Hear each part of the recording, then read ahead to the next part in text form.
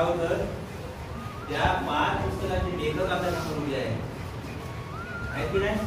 तर त्या सरांचं आपण आम्हा सर्वांच्या वतीनं आपण एक गुलाबपूर्ण स्वागत करूया आणि हे पुस्तक वर्षभरचा मार्केटमध्ये उपलब्ध आहे.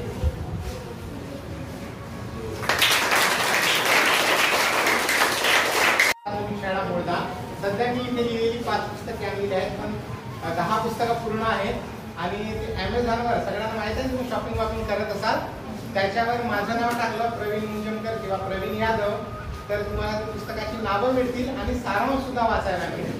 पुस्तकं खरेदी करण्याची गरज नाही, सारांश त्या पुस्तकामध्ये तुम्हाला दिलेले आहेत आणि स्टोरी FM वर तुम्हाला या पुस्तकाचा तिथे पण सारांश आहे. माझ्या चॅनलवर सुद्धा या पुस्तकाचा संपूर्ण सारांश तुम्हाला फुकटमध्ये अगदी ऐकायला मिळेल.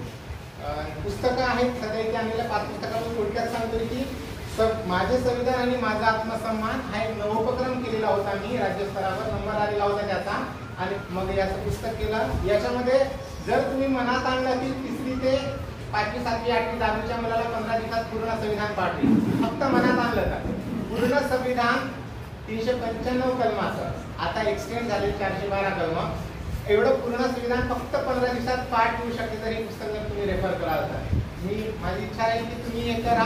Amazonवर फ्रीमध्ये आहे, तुम्हाला पैसे लागणार नाही, पण तिथं सॉफ्ट कॉपी लागेल आणि हार्ड कॉपी जर असेल तर मग याला तुम्हाला मार्केटमधून घ्यावी लागेल. त्याच्यानंतर ही आहे माझी श्रीलंका वारी. हे एक प्रवास वर्णन आहे. मी श्रीलंकेचा प्रवास केला पण मला काय गोड आणि चांगले अनुभव आले, कडू अनुभव आले, त्या सगळ्या अनुभवात एक मजेशीर पुस्तक आहे. तुला देशपांडे की आपण जर प्रवास वर्णन वाचलं असेल तर अशा प्रकारचा थोडा मी प्रयत्न केला लिहिण्याचा. ते श्रीलंकेबद्दलची जवळपास उत्तमच माहिती देणारं एक वर्णनात्मक पुस्तक आहे प्लस अनुभवात्मक पुस्तक आहे. ते पण एक छान पुस्तक आहे.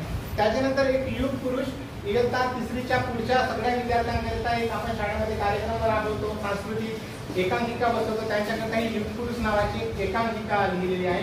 ही पण मजेशीर आहे, म्हणजे कॉमेडी आहे, याच्यामध्ये थोडासा तरुण रस आहे, शौर्यता आहे आणि अभ्यासाची प्रेरणा कशी मिळेल आपल्याला अशा प्रकारचं वर्णन या पुस्तकामध्ये केलेलं आहे. त्यानंतर अरण्यवास एक शोध हा खरोखर शोधात्मक पुस्तक आहे. हे गडचिरोली जिल्ह्यातील आणि भारतातील 12व्या क्रमांकाचं अरण्य विहार हे गडचिरोली जिल्ह्यामध्ये आणि गडचिरोली जिल्ह्यातल्या कोटरी या ठिकाणी चामोर्शी तालुक्यामध्ये बसलेला आहे. 2005 ला त्याची स्थापना झाली सर आणि भारतामध्ये त्याचा अरण्य विहारात 12वा क्रमांक येतो. इतकं वैभव गडचिरोलीला प्राप्त झालेला आहे. आणि आता 2014 साली R.R. पाटील आपले पालकमंत्री असताना त्यांनी या स्थळाला पर्यटन स्थळ दर्जाचा म्हणून त्यांनी घोषित केलेलं होतं आणि तशा प्रकारचा विकास कामं सुरू आहेत. तर 2005 पासूनचा जो त्याच्यामध्ये शोध लागला आहे तिथून काय उपक्रम चालतात असे अरण्यवास एक शोध या पुस्तकामध्ये त्या अरण्यवासाची पूर्ण कहाणी आणि आत्ताची सद्यस्थिती अशी सगळी वर्णन केलेली आहे. त्यानंतर एक शाळेच्या परिपाठासाठी दैनंदिन उपयोगात येणारे सर्वांसाठी महत्त्वाचं पुस्तक आहे ज्ञानदायी सुविचार संग्रह. हा जरी संग्रह शब्द असला तरी मोस्टली सुविचार हे आपण इतर पुस्तकं वाचून तयार केलेले आहेत. बरेचसे माझे विचार आहेत, काही महापुरुषांचे विचार आहेत आणि आपल्या परिपाठात दैनंदिन जीवनात कामात येणारे हे सगळं महत्त्वाचे एक सुविचार संग्रहाचं पुस्तक आहे. तुम्ही हे सुद्धा नक्की वाचू शकता.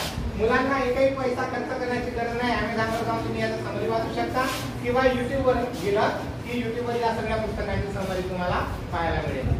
धन्यवाद सर, माझा सन्मान केला.